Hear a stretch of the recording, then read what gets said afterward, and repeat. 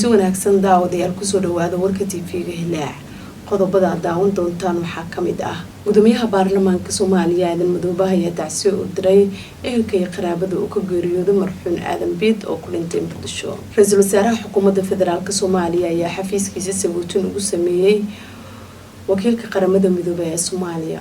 ciidanka militariga Soomaaliland ayaa beeniyay war lagu dhaliilay mucaaradka Soomaaliland.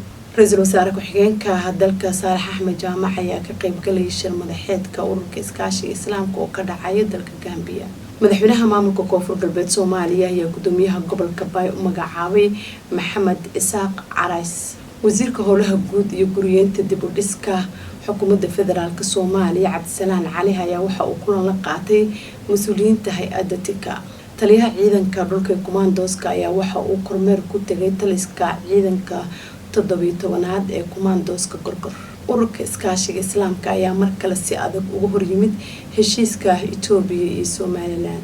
hay'adda maareynta masiibooyinka qaranka ayaa gargaar u qaybisay dad danyar ah. guud ahaan warka TV-ga Hilaac waa naga intaa.